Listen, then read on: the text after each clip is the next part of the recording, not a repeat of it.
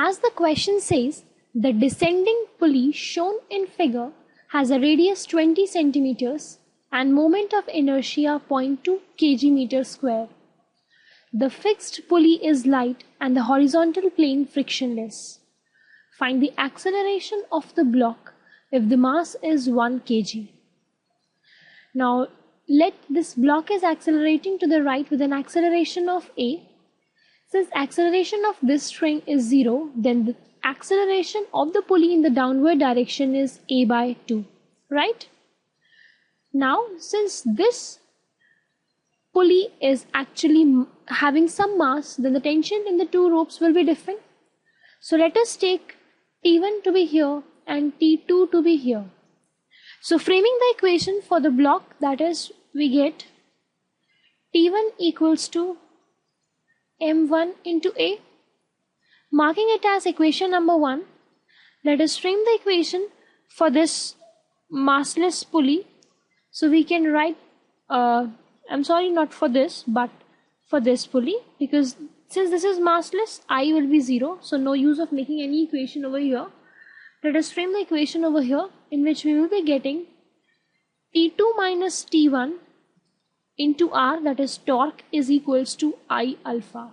Now why we took T2 minus T1 and not T1 minus T2 is because when it will be moving down, this string will be moving down. That is, now the acceleration here, that velocity of this point will be like this, because it is moving down like this. So it will have to rotate anti-clockwise.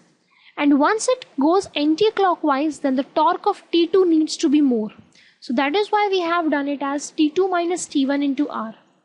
Okay, now mark it as equation number 2 and frame one more equation for the same pulley, in which we can say that mass, that is M2, into acceleration, that is a by 2, is equals to M2g minus T1 plus T2, and mark this as equation number 3. Now we all know that a by 2 equals to alpha r, so we can use this relation also, and we can solve for T2 and T1 and get as T1 equals to a and T2 equals to 7 by 2a.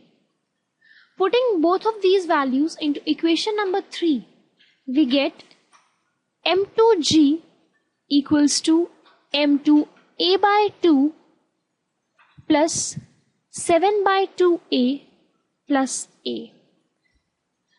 Now this actually gives us 2i by r square into g equals to 2i by r square into a by 2 plus 9 by 2a.